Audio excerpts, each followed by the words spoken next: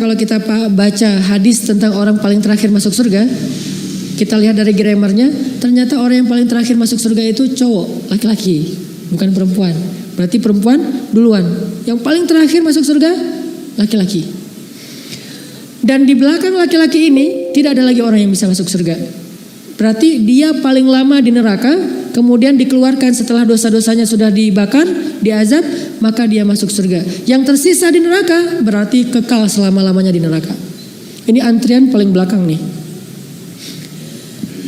Mungkin bisa dibilang tidak punya amal soleh apapun di dunia kecuali hanya kalimat asyhadu an la ilaha illallah wa asyhadu anna muhammadar rasulullah. Enggak sholat, enggak puasa, enggak haji, enggak baca Quran, enggak ngapa-ngapain. Kalau perempuan mungkin enggak berhijab, banyak berbuat dosa, mungkin berzina, mungkin minum khamar, mungkin membunuh dan seterusnya.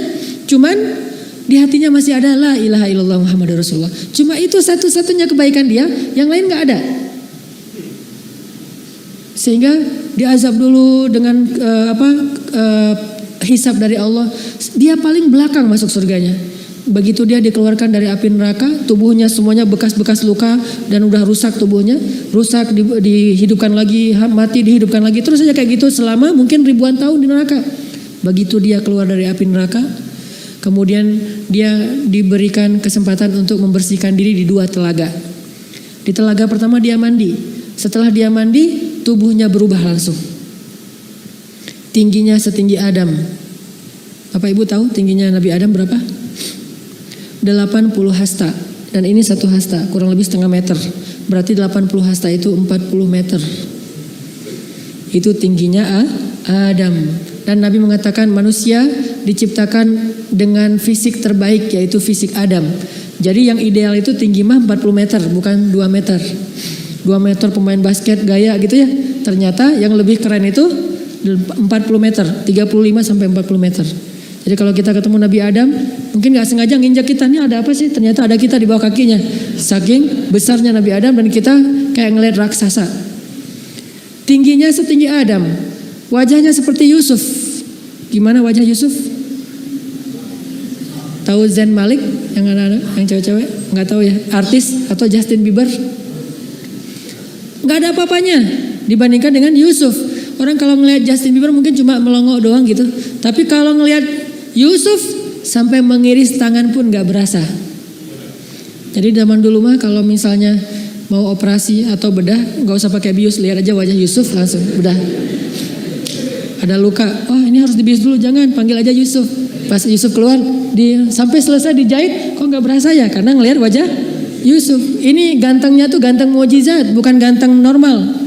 Sampai orang mengiris tangan di surat Yusuf disebutkan nggak berasa saking takjubnya dengan gantengnya Yusuf.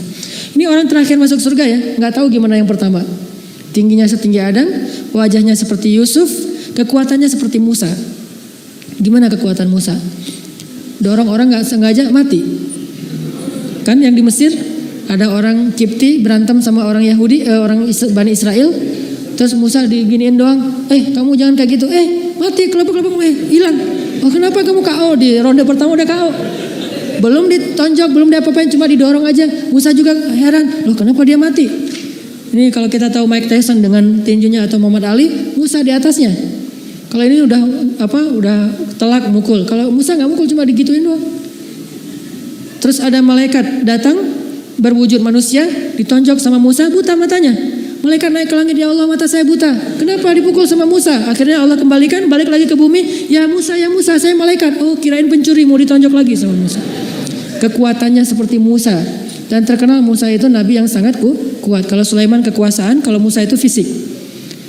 Jadi premannya para nabi itu Musa. Kekuatan fisiknya di atas rata-rata. Tingginya seperti Adam, wajahnya seperti Yusuf. Kekuatannya seperti Musa dan akhlaknya seperti Rasulullah Sallallahu Alaihi Wasallam.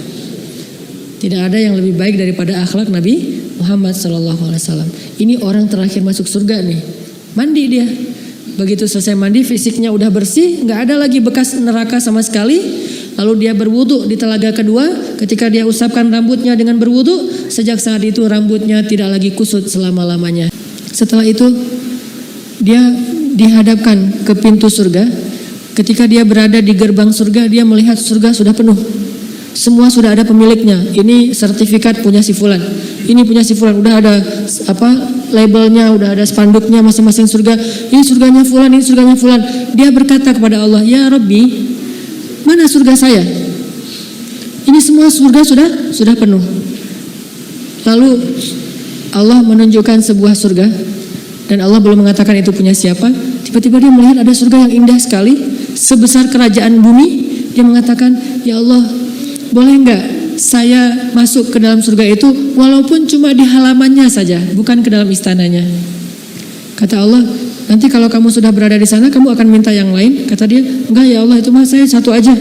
Yang penting bisa berada di halaman surga cukup, enggak perlu juga punya istana-istana." Saking indahnya surga. Kemudian Allah izinkan dia masuk beberapa langkah ke pelataran surga.